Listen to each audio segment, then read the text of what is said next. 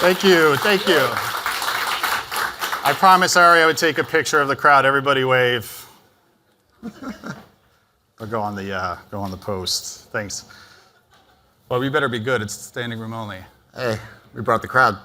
Thanks for everybody for joining us. My name's Mario Diez, as David said. I really psyched to talk to you guys about this. We're going to be talking about CTV signals. And we're going to be going through, as a promise to the Marketecture community, we're going to be real, we're going to show data, we're going to have upfront conversation about it so that we can all walk away with some material on what to do because we're all in this together. So before we go in, it's really important to kind of think about what has happened in CTV since most of us have been in this space for a while. You know, consumers, eyeballs, it was just typical playbook. The advertising followed, but the infrastructure and the signals didn't. And what we have moved into, if we think about it, is kind of like this proxy signal for CTV, where the market has leaned on these proxies, such as apps becoming proxies for quality, or deals becoming proxies for transparency. And the idea of premium, which is in large part what you spend a lot of time on and talking to publishers about premium content, it was more about the supply path. So we're going to get into all this, but kind of before we go, how do you think about this as a buyer in the community? Yeah, I mean, to me, CTV really is the next evolution of linear, right? It's all television at the end of the day. Linear has always been bought at the show level, right? Network channel show level. That's how you quantified the premium nature. You knew how many people were watching those shows. You would get all the Nielsen stats, and it's still like that now in linear. It's still like that now. So performance media buying, you can tie an outcome to a specific show on the linear side.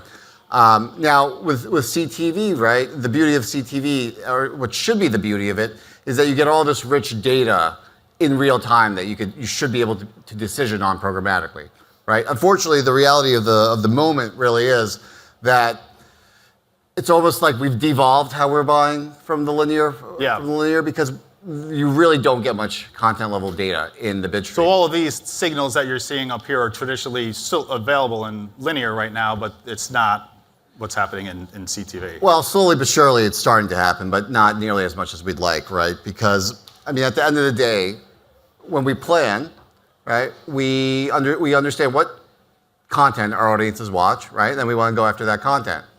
If we don't have the right signals in the bid stream, then our algorithms can't go after that content, right? And we're stuck buying these blind CTV inventory bundles, which either they work, which is great, or they don't, and then we pull budget. But the problem is, without signal richness, algorithms can't optimize and get deeper and deeper into the inventory, right? Yeah. So if they don't know what they're buying, then they can't get smarter. So there's an interesting dynamic because a lot of publishers will question whether they should pass signals or be more transparent at the risk of some cherry picking, but it's actually the opposite. It's like you as a buyer, you can't optimize. It's like, I'm not buying a programmatic campaign with 20,000 sites and then sitting there looking at each and every site, trying to cherry pick those, right? Ultimately, I want to go where the performance and the reach is, right? And I trust my algorithms to do that. At the moment, it's tough. Yeah. So let's get into some of the data because we did promise to get into real stuff. So company here tonight, we released research today. We'll have a download link or find me afterwards. I'll show you where to get it. How many of you are on the sell side of CTV or just in general? Buy side? Okay. Well, that's just a really, really good blend. So you probably know this. When you're doing CTV, what we've looked at is the entire ecosystem and found that 60% of all calls are basically blind. The next 33% have some level of program signal. And this is what really creates the problem. But to really break this down, and I don't know how many of you are in the weeds, but this was our promise to show data. What you're looking at here is what a very large publisher looks like to your DSP partner. And what you're looking at here is what is basically blind. So this publisher has roughly 60% of their inventory that has zero signal on it. So what happens is you have this commoditization of inventory, and there's no way to kind of prove that a publisher's inventory is valuable or not. Where this breaks down even further, so stay with me for a second on this. What you're looking at here is a movie, right? One movie, Man of Steel, Superman, if you've seen it. We've done work to authenticate what that movie is in the bid stream and all the richness of the metadata associated with it. This is just a sample. The reality of who are all the buyers over there? I'm talking to you. So if you wanted to find action and adventure and service, like it's nearly impossible to find with consistency, because on the right, you're seeing what an actual DSP sees. So there's actually maybe just one piece of genre, or what's highlighted is there's a vast majority that is just blind or other. So it's the same piece of content, just viewed differently. How does that impact you guys? Well, I mean, it even goes beyond that, right? So like, the same publisher will have different levels of signals coming through different SSPs, right? Yeah. So like, we want to talk SPO, but when we're thinking SPO, what we should be thinking about really is which supply paths are getting the richest signals coming through so my algos can make the best decisions, right? Versus just chasing efficiency, which I think is the primary thing that people are going after right now. Yeah. Now, people would not be so focused on cheap CPMs and efficiency if they actually knew what they were buying and could value inventory accordingly. Because a lot of the inventory all looks the same. Exactly. It all looks the same. Yeah. And at the end of the day, in an AI-first world, and I'm going to try not to say AI more than We 3 more promised everybody times. we wouldn't say AI, dude. At least I did. The algorithms look at each and every single impression and predict the likelihood, based on historical data and all the other metadata signals in the bid stream, how likely it will convert. And then it'll bid up or down based on that probability. Yeah. If it doesn't have any data to look at, everything's going to be priced the same. You're just going to look at audience signal. So we want to break down, you talked a little bit about supply paths, but just to break this down a little bit further, and again, this is all data that we've been looking at with David across Peer 39. This is one publisher and how they pass CTV signals across multiple different exchanges. And it varies with how much they pass. But what is the interesting part is that same publisher has basically 2 blocks of inventory. There's one set of inventory that carries a signal, and then there's another set of inventory that does not carry a signal. Same publisher, and what's even more striking is, for those of you on the buy side that are working with DSPs, that same inventory is going to look different in how you're buying based on which partner that you have. So to the point of supply path optimization, you've done a lot of work with what you had posted the other. Yeah, so I actually posted this data on LinkedIn a few months ago. And this is one publisher, the same publisher, through 3 different SSPs. And there's just a big degree of difference in the fidelity of the data, of the content level data that they're passing through each SSP. Now, this publisher specifically actually wants to be transparent. They want to pass back as much data as possible. They actually reached out to me after I posted this, and they were surprised that there was such a degree of difference in how much they were passing. And what they didn't realize was that each of these different SSPs have different levels of controls and different settings that they need to unlock in order to get those signals going. So what they then did is they went back to each of those SSPs and told them, all right, we want all our data shared out as far as content goes. And this got fixed after the fact. All right, we're going to jump ahead a little bit because we're running on time. This is mine, actually. Right? All right, so how many people have optimized or been asked to optimize or have been asked to evaluate completion rate as a metric? A lot of people for CTV? Okay. That without a signal is basically an illusion. Again, some of the research that you'll be able to download later, if you're just measuring completion rate without a signal of what that inventory was, you're basically commoditizing your buy. What do you guys think, a screensaver or a Fireplace app? What do you think the completion rate on that will be? I can tell you right now, it's 100% from the work that we did. And the inventory is out there. In fact, in Q4, there's a very large percentage of documentary inventory that was eating up campaigns that we were measuring.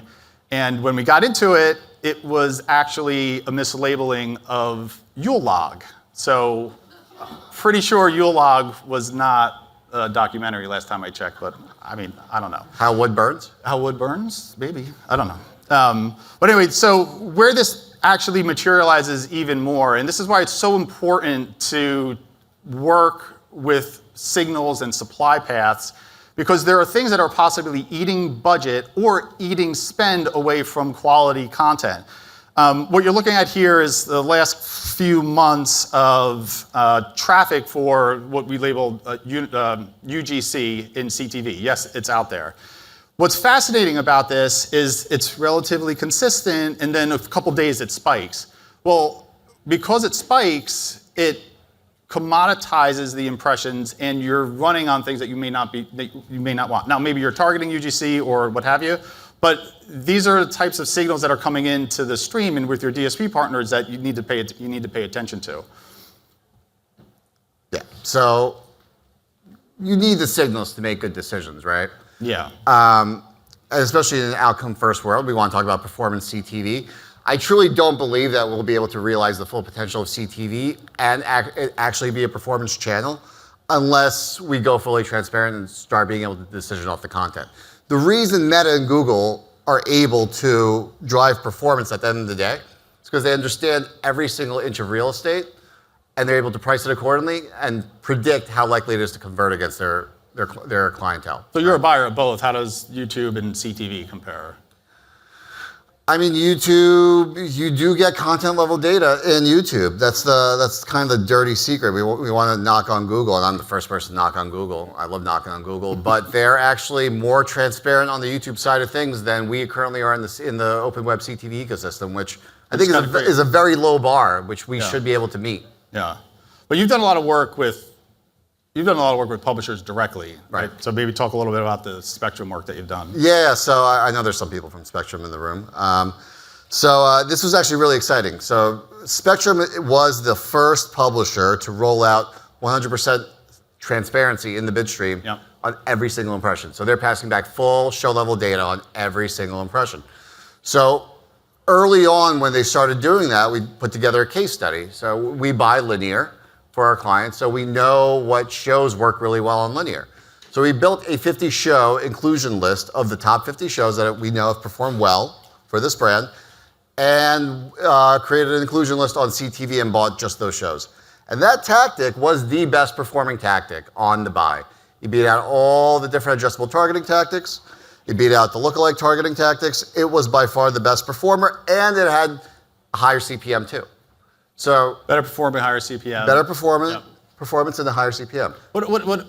You weren't cherry picking though one show here or there, right? No, because we have a budget to spend, so it's not realistic. So is that a reality, or is that cherry picking a myth?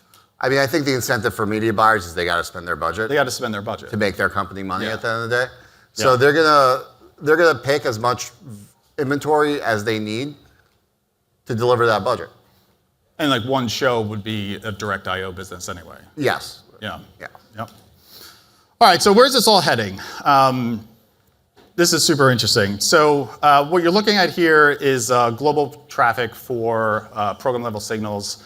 You can say it's in the open market, but it's basically the whole market. The way that we see data is all traffic signals from all DSPs.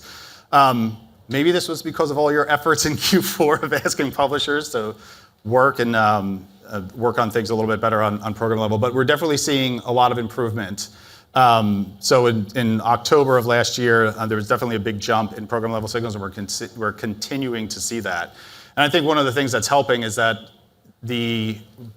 we're all basically in this together, right? It's not just a tech company or a publisher or a platform or a buyer. It's like if we want a healthy ecosystem, you kind of need to know what you're buying when you're buying and to be able to optimize towards it. And an interesting work we're on program levels for NBA content. This is a really interesting use case because sports is like the de facto CTV environment that everybody is looking for. But at the end of the day, if that's not labeled out into the market, it will look exactly like the UGC content or the fake content or whatever it may be. And that hurts everybody into the ecosystem. You've actually done a lot of Yeah, I mean, my challenge right now, what I'm seeing is there's really not that much sports inventory, right? Even less live stream. So that live stream content should really command a premium. But it's being bundled right now with a lot of adjacent content, like commentary, Sports Center, your pregame, your postgame. That when that is bundled together, one, you can't really tell how the live stream performs versus everything else. Yeah. Which will then disincentivize you to pay more for the live stream content. So like, again, we knock the cheap CPMs and the race to the bottom in the industry, but I think we're kind of, from the publisher and the tech side, we're kind of bringing it on ourselves by hiding the content. Well, it feels like CTV is a little bit different than the normal race to the bottom and maybe web and app, where it's premium content. There's premium content out there, and a lot of the content you just can't find, and you don't know how to. Right. Well, it's premium content. It's by default, it's not cheap, right? So it's already at a higher price point than all the other channels for the most part. So the fact that it's so tough to validate the premiumness of that content, I mean, it drives me nuts because every sales pitch with a publisher, it's all about the content, right? So what happens? So everything's about the content in the sales pitch. You run the campaign, and then afterwards. And then when it comes time for the transaction, you have no idea what you're getting. And now no way to measure it. Well, there's ways to measure it, but not granularly. So, in your eyes, signal fidelity is kind of a choice? Right now, it's a choice. It's a choice by both the publishers and the media buyers, right? The media buyers need to understand the value of it, and they need to ask and demand of it from the publishers. Otherwise, the publishers are going to hide it as much as they can for various reasons. On the publisher side, I truly do believe that, and I think Spectrum has proven it out, that when you do share content out, your inventory can command a higher premium, right? Because people know what they're getting, and then they're able to decision off that accordingly, especially in the performance world. So now what? How does everybody participate from here? You want to go first? Well, I think the media buyers need to start asking for content data. They just need to keep beating that drum. I mean, in my combos with the major publishers, they're all doing what they can and pushing on the teams, the powers that be, to try to get it to be, try to share it in some manner or form. I think they realize the value of it.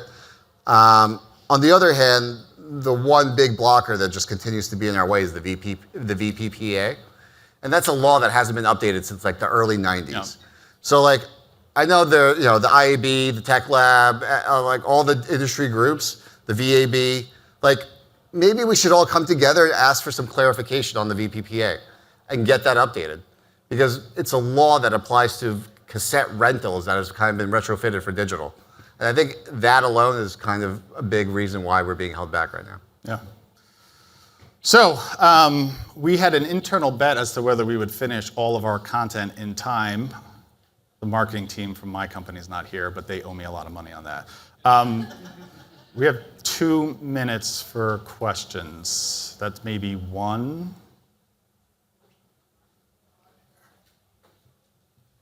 While we're doing that, if anybody wants to download the research that was used in today, you can take a picture.